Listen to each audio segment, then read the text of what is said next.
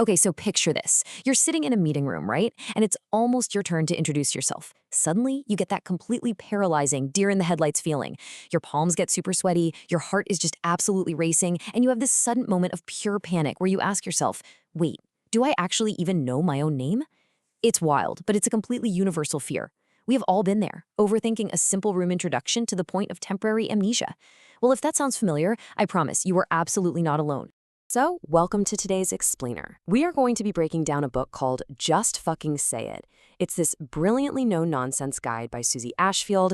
She is actually the UK's leading speech coach, working with everyone from big corporate execs to public figures. And this explainer is basically your ultimate, highly practical guide to finally overcoming that crippling communication anxiety. It's really all about moving past those sleepless nights and the dread of going bright red so you can just step up and totally own your voice.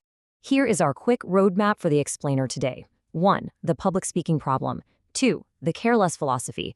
3. Crafting your core message. 4. The power of storytelling. 5. Networking without the nerves. And finally, 6. Unpacking your inner critic. Let's jump right into section 1, the public speaking problem, acknowledging the fear. Did you know public speaking is famously the #1 fear in the entire world? Literally #1. So when you feel those intense nerves before a presentation or a pitch, you really need to give yourself a break and realize that your reaction is entirely normal. In fact, Susie Ashfield makes this hilarious point. She says, if you aren't feeling at least a little bit nervous before a big speaking event, you basically belong to one of two categories. You're either a toddler or you're a psychopath. For the rest of us normal folks, imposter syndrome and sweaty palms are just part of the human experience. All right, moving to section 2, the care less philosophy, lowering the stakes to raise the bar. So there's this core paradox in how we communicate. We are all desperately, deeply concerned about what other people think of us. And sure, caring a little bit is fine. But when we obsess over every single word we're going to say, we just create impossible pressure. We set the bar so incredibly high in our own heads that we end up freezing or just garbling our words completely.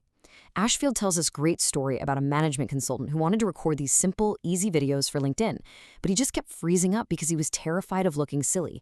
The breakthrough for him? It only happened when he finally gave himself permission to look like a complete fool on the first take. So the takeaway here is kind of counterintuitive, but absolutely crucial. Embrace the possibility of looking a little silly.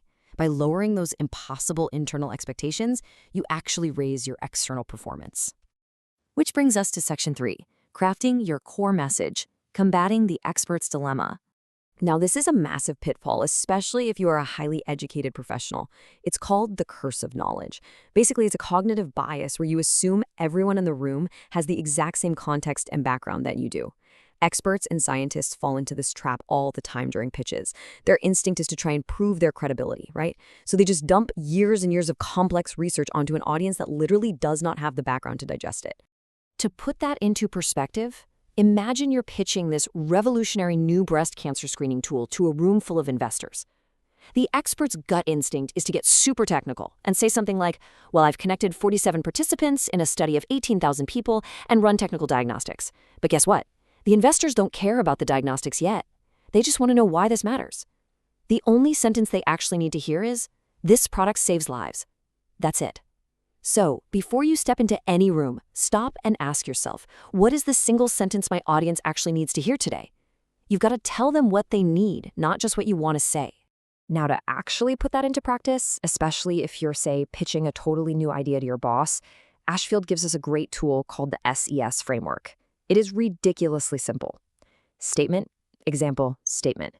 You just lead with your core idea, then you back it up with one clear piece of evidence or a case study, and then you wrap up by just reiterating that first statement. That's it. It completely prevents you from rambling, and it gives you this highly structured, confident way to get your voice out there, even if your idea is just a rough draft. That leads us perfectly into section 4, the power of storytelling, using faces, not facts. You know, there's a really famous spin on a Dolly Parton quote that reminds us of a hard truth. Natural-looking speakers are made, not born. When you see someone deliver a completely flawless TED Talk and you think, wow, they are just naturally gifted, you are completely missing the behind-the-scenes reality. It takes an absolute ton of out-loud practice and rigorous preparation to look that relaxed up there. Storytelling isn't a birthright. It's a muscle you have to build over time.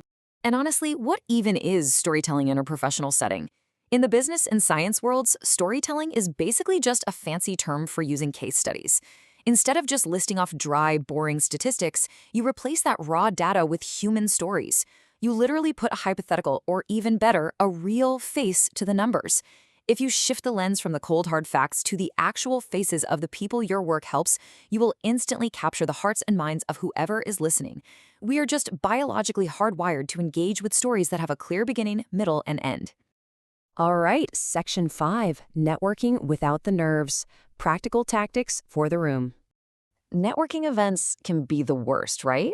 But Ashfield has these incredibly practical, rapid-fire tactics for surviving them. First off, you have to accept the unspoken networking contract. Think about it. By just showing up to the event, everyone has implicitly agreed to be approached. You aren't bothering a stranger on the subway. These people literally came here to talk. Second, and this is a brilliant physical hack, keep your mouth slightly open. Seriously, a firmly closed mouth can unintentionally give you a grumpy, unapproachable resting face. Just parting your lips slightly immediately softens your entire expression. Third, take the pressure off yourself. Just ask questions and actively listen. You don't have to do all the talking. And finally, when you're ready to leave a conversation, just be polite but direct. Excuse me, I've just seen someone I need to catch. It's flawless, nobody gets offended, and it works every single time. And now our final section, Section 6, Unpacking Your Inner Critic, Applying Socratic Logic. For this, Ashfield recommends actually turning to the ancient philosopher Socrates. Normally, when anxiety flares up before a big moment, our human instinct is just to run far away from the discomfort. But the Socratic method flips that. It asks us to use a cognitive, logical approach to drill directly into the fear. We actually have to confront our anxieties head-on to realize just how totally baseless they usually are. Let's actually walk through these logical steps together. Step 1, ask yourself, what am I actually afraid of? Let's say you're absolutely terrified of turning bright red during a presentation. Okay, fair enough. Step 2, what is the actual evidence it will happen? Has anyone ever pointed it out to you? Did you ever get a performance review that said, hey, great presentation, but you are red, so you're fired? No, of course not. And step 3, what's the real consequence? If you do go red, people might notice for like a split second, and then they're just going to move on with their lives. By logically interrogating the fear like this, you completely strip the anxiety of its power. You expose it for what it is, just irrational overthinking. And that brings us to our final takeaway for today. Once you prepare your core message, attach a real human story to it, lower those crazy internal expectations, and logically dismantle your fear, what is honestly left to be afraid of? If you speak up and it doesn't land perfectly, the absolute worst consequence is literally just that you have to try again next week. So I want to leave you with this provocative question. Inspired by the book's title, are you going to keep letting overthinking silence your amazing ideas? Or are you finally ready to just effing say it? Thanks so much for joining me for this explainer, and I will see you in the next one.